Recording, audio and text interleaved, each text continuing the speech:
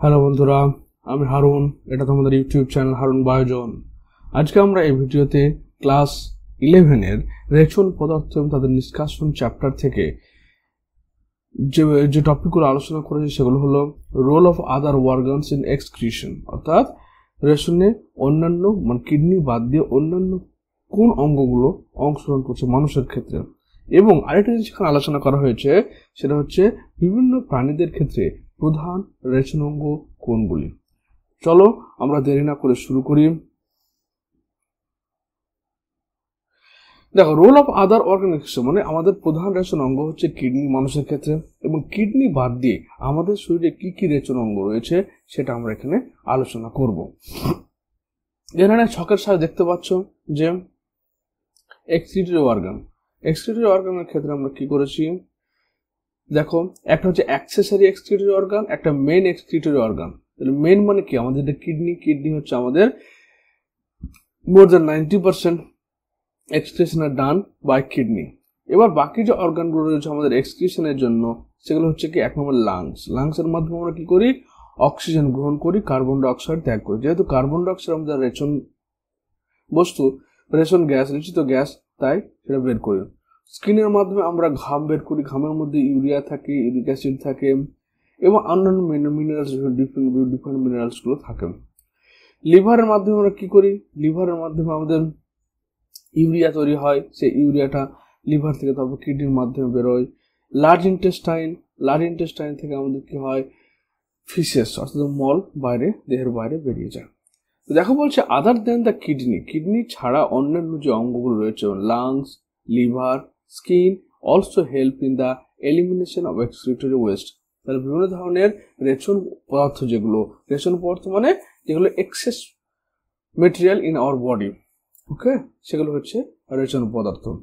Hour lungs remove large amount of CO2 approximately 200 ml per minute. তাহলে প্রতি মিনিটে আমাদের লাংস থেকে রেশন পদার্থ, কার্বন ডাই অক্সাইড বেরিয়ে যাচ্ছে। And also significant quantities of water every day. প্রতিদিন কি হচ্ছে, এই শ্বাসের মাধ্যমে মোটামুটি আমাদের বলা যেতে পারে 1 থেকে 1.5 লিটার জল শ্বাসের মাধ্যমে বাইরে বেরিয়ে যায়। তাহলে আমাদের কি হচ্ছে, দুটো কাজ হচ্ছে, একটা হচ্ছে কি কার্বন ডাই অক্সাইড বেরোচ্ছে, আর বেরোচ্ছে জলীয় বাষ্প। Liver, the largest organ gland in our body, secrete bile-containing substance like bilirubin, biliverdin, cholesterol, degrade steroid hormones, vitamins and drugs. তাহলে আমাদের যে লিভার যকৃৎ রয়েছে, এটা আমাদের শরীরের সবচেয়ে বড় অঙ্গ, যেখানে মোটামুটি 500 different type of works are done in liver. তো লিভারের ক্ষেত্রে কি হচ্ছে, সেখানে যেমন বাইল কন্টেইনিং সাবস্টেন্স, বাইল বলতে কি আমাদের পিত্ত লবণ, যেটা বাইল সল্ট বলছে, যার প্রধান উপাদান হচ্ছে সোডিয়াম গ্লাইকোলেট এবং সোডিয়াম টেরোকোলেট। তো বাইল কন্টেইনিং উপাদানের মধ্যে কি রয়েছে, বিলিরুবিন। যে বিলিরুবিন কি করে, আমাদের রক্তের বিলিরুবিন হচ্ছে, এগুলো হচ্ছে কি আমাদের লিভারে যে ব্লাড হিমোলাইসিস হয়, অর্থাৎ আরবিসি 120 দিন পরে যে নষ্ট হয়ে যাচ্ছে দেহের মধ্যে, এই যকৃতের মধ্যে তোমার কি তৈরি হচ্ছে, বিলিরুবিন, বিলিভারিন, এগুলো তৈরি হচ্ছে। তো বিলিরুবিন কনসেন্ট্রেশন আমাদের শরীরে যদি বেড়ে যায়, তাহলে কি হবে, আমাদের জন্ডিস, যখন জন্ডিস হয় আমাদের, তখন বেশি বেশি রক্ত কণিকা ভেঙে যায়, ভাঙার ফলে প্রচুর পরিমাণে বিলিরুবিন তৈরি যায়, স্বাভাবিক লেভেল থেকে অনেকটা বেড়ে যায়, যার জন্য আমাদের চোখ, নখ, স্কিন সব ইয়েলোইশ কালার হয়ে যায়। বিলিভার্ডিন, কোলেস্ট্রল, আমাদের বডির যে অতিরিক্ত কোলেস্ট্রল, সেগুলো কি হয়, এর মাধ্যমে ডিগ্রেড হয়, নষ্ট হয়ে যায়। ডিগ্রেড মানে যে স্টেরয়েড হরমোনগুলো তোমার অতিরিক্ত তৈরি হওয়ার পর সে নষ্ট হয়ে গেছে, সেই স্টেরয়েড হরমোনগুলো কি হয়, বেড়ে যায়, বা কোন মেডিসিনের মাধ্যমে যে হরমোনগুলো নেওয়া হয় সেগুলো নষ্ট হয় এর মাধ্যমে। মানে আমাদের লিভারের কাজ হচ্ছে ডিটক্সিফাই দ্য বডি।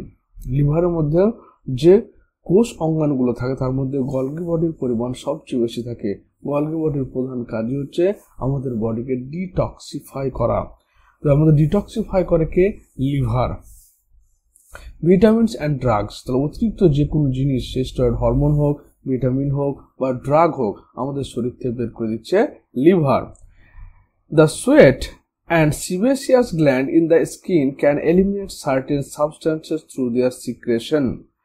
তাহলে কি সোয়েট মানে কি আমাদের স্কিনের তলে কি সোয়েট গ্ল্যান্ড রয়েছে এবং সিবেসিয়াস গ্ল্যান্ড রয়েছে, মানে ওয়েল গ্ল্যান্ড, এবং এগুলো কি হচ্ছে কিছু রেচন পর থেকে দেহের বাইরে বের করছে। যেমন দেখো sweat gland is a watery fluid containing NaCl, small amount of urea and lactic acid etc.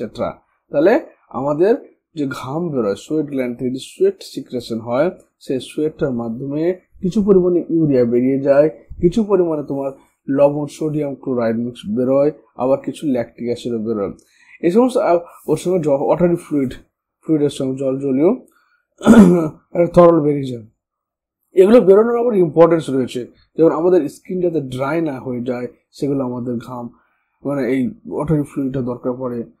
আবার স্কিনের মধ্যে যখন তোমার ময়েশ্চারের কনসেন্ট্রেশন অনেকটা বেড়ে যাবে তখন সেখানে বিভিন্ন ব্যাকটেরিয়াল ও ভাইরাল ইনফেকশন হওয়ার পর ফাঙ্গাল ইনফেকশন হওয়ার পসিবিলিটি বাড়ে। তার জন্য কি হয়, এই সোডিয়াম ক্লোরাইড একটা হাইপারটনিক সলিউশন তৈরি করে রাখে এবং ল্যাকটিক অ্যাসিড আমাদের স্কিনকে আবার প্রোটেক্ট করে। আবার এইসব জিনিসগুলো আমাদের শরীরে বেশি থাকলে সেটা স্কিনের মাধ্যমে বেরিয়ে যায়।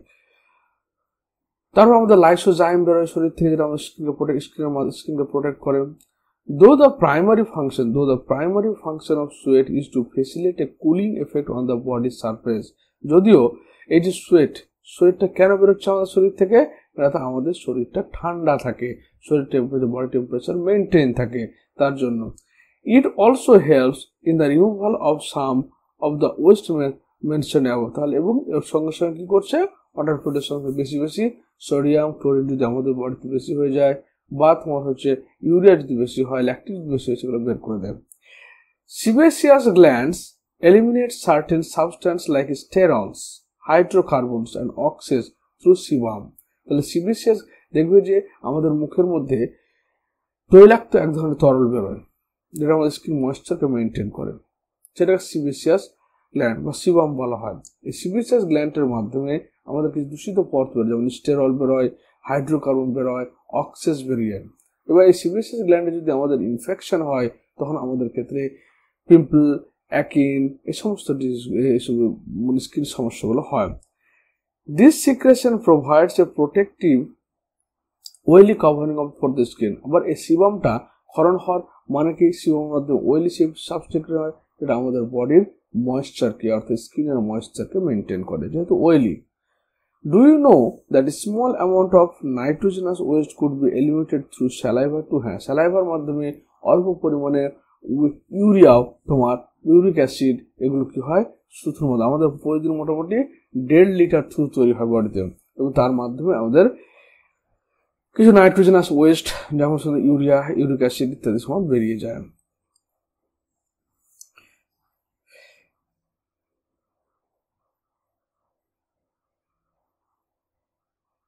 এবার দেখো আমাদের যে চারপাশে মানুষ ছাড়া যে বিভিন্ন অর্গানিজমগুলো রয়েছে, সেই অর্গানিজমগুলোর যে তোমার এই অর্গান, এক্সক্রিটরি অর্গান, সেগুলো সম্পর্কে আমরা জানি। যেমন আদ্য প্রাণী প্রোটোজোয়া, যেমন হচ্ছে অ্যামাইবা, প্যারামিশিয়াম, এরা হচ্ছে প্রোটোজোয়া। তো প্রোটোজোয়ার ক্ষেত্রে কি হচ্ছে, কন্ট্রাকটাইল ভ্যাকুয়াল অর্থাৎ সংকোচী গহ্বর হচ্ছে রেচন অঙ্গ হিসেবে কাজ করে।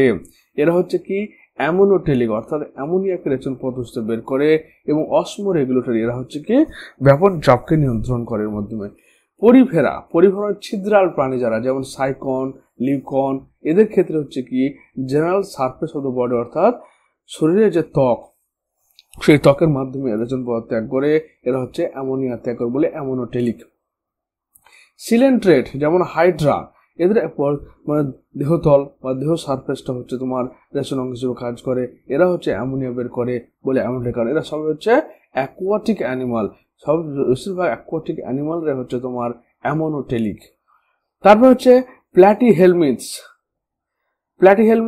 চ্যাপ্টার কৃমি যেগুলো, ওদের ক্ষেত্রে ফ্লেম সেল হচ্ছে রেচন অঙ্গ হিসেবে কাজ করে। এগুলো কিন্তু পরীক্ষায় খুব আসে, যে কোনো কম্পিটিটিভ এক্সাম বা নিট এক্সামে এগুলো আসে। ফ্লেম সেল, যেটাকে সোলেনোসাইট বলা হয়ে থাকে, সোলেনোসাইট কোষ দ্বারা তৈরি থাকে। এটা হচ্ছে কি প্রোটোনেফ্রেডিয়াল সিস্টেম। তাহলে এখানে কোশ্চেন আসতে পারে প্রোটোনেফ্রেডিয়াল সিস্টেম কোথায় পাওয়া যায়, সেটা প্ল্যাটিহেলমিনথস। প্ল্যাটিহেলমিনথস রেচনের নাম কি ফ্লেম সেল, এরাও কিন্তু অ্যামোনোটেলিক। নিমাটোডা, যেটা হচ্ছে অ্যাসকারিস, গোল কৃমি বলছি আমরা, 8 শেপ এক্সক্রিটরি অর্গান রিনেট সেল রয়েছে এদের ক্ষেত্রে কি রিনেট সেল রয়েছে এবং এইচ শেপড এক্সক্রিটরি অর্গান রয়েছে। তাহলে পরীক্ষা আসতে পারে এইচ শেপড এক্সক্রিটরি অর্গান কাদের ক্ষেত্রে পাওয়া যায়, এটা হচ্ছে অ্যামোনোটেলিক। অ্যানালিডা মানে এই যে আমাদের কেঁচো জোঁক, এর কি নেফ্রিডিয়াল সিস্টেম অ্যামোনোটেলিক হয়। আর্থ্রোপোডার ক্ষেত্রে কি হচ্ছে, আর্থ্রোপোডার মধ্যে ক্লাস ইনসেক্টার মধ্যে কি রয়েছে ম্যালপিজিয়ান টিউবুলস, নেফ্রোসাইটস, ইউরিকো গ্ল্যান্ড বা ইউরিক অ্যাসিড গ্ল্যান্ড, এরা হচ্ছে ইউরিকোটেলিক মানে ইউরিক অ্যাসিড ত্যাগ করে। ক্লাস কাস্টেসিয়া এরা অ্যান্টিনারি বা গ্রিন গ্ল্যান্ড, ওকে, যেমন ইউরিকোটেলিক এরা। তারপর হচ্ছে কি অ্যারাকনিডা, কক্সাল গ্ল্যান্ড, ম্যালপিজিয়াম টিউবুলস,